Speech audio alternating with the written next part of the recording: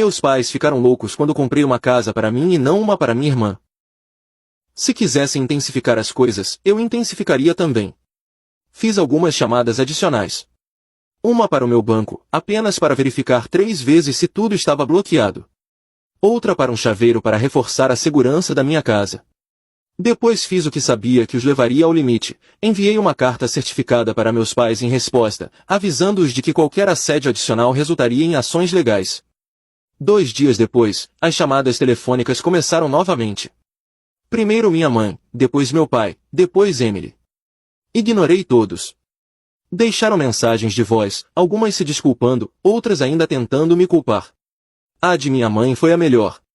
Ela foi de soluços para a fúria em uma única mensagem, exigindo saber como eu poderia virar as costas para minha própria família por algo tão pequeno como uma casa.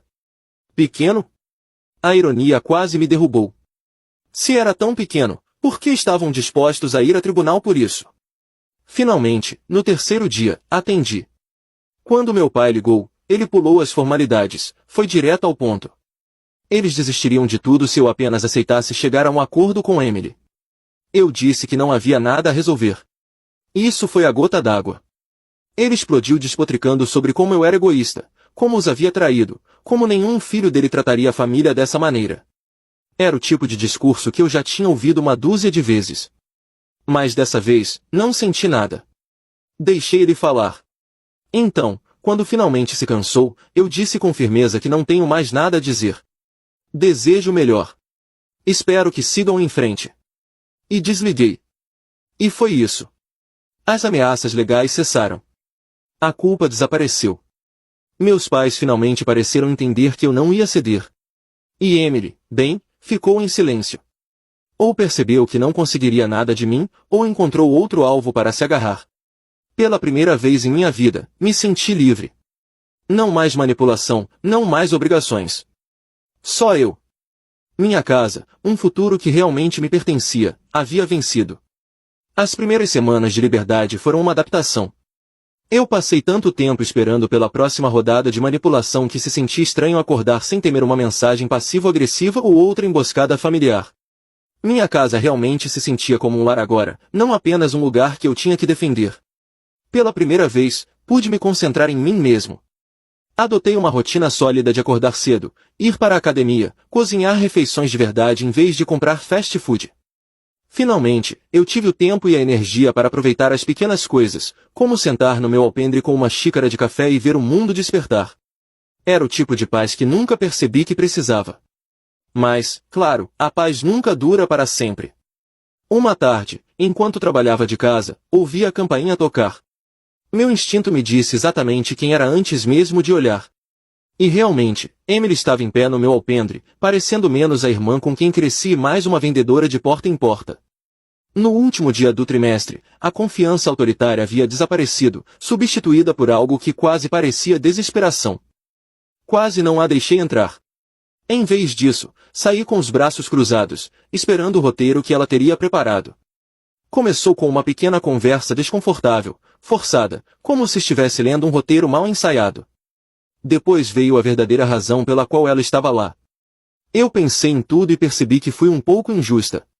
Agora não peço uma casa, me garantiu, só um lugar onde ficar. Só por um tempo. Quase ri. Por um tempo, claro. E depois o quê? Deixá-la se mudar e de repente eu estaria pagando as contas dela enquanto ela relaxava no meu sofá, reclamando de como a vida era injusta? Nem pensar. Mantive minha resposta simples. Você tem pais que se desdobraram por você. Por que não ficar com eles? Então a verdade real veio à tona. Ela não era mais bem-vinda lá. Aparentemente, depois de tudo o que aconteceu, a reputação de nossos pais foi afetada.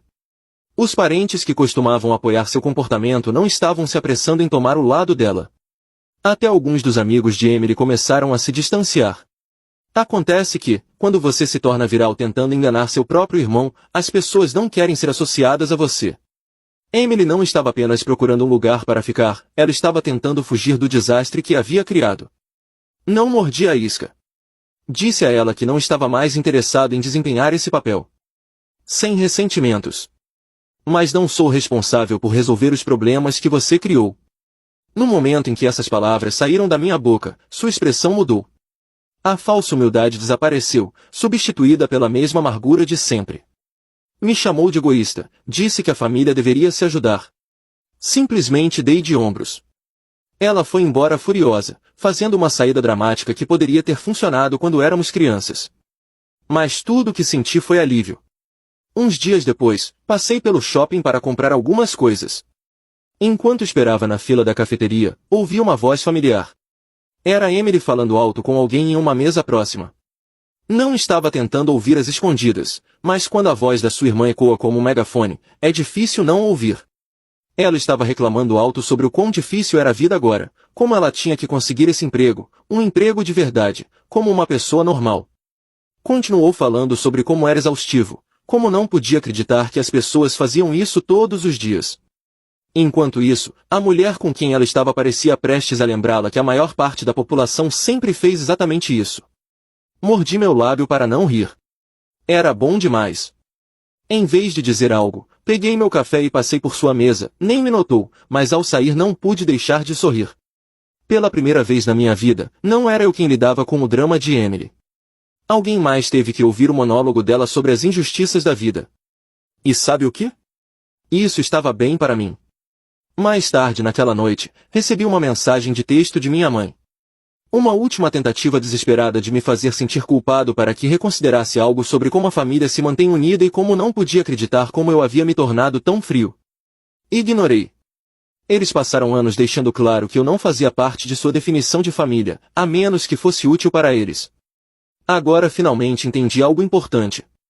Eu não era frio, eu simplesmente havia terminado. E pela primeira vez na minha vida não senti a necessidade de dar explicações a ninguém. Muito obrigado por acompanhar. Siga o perfil para mais histórias.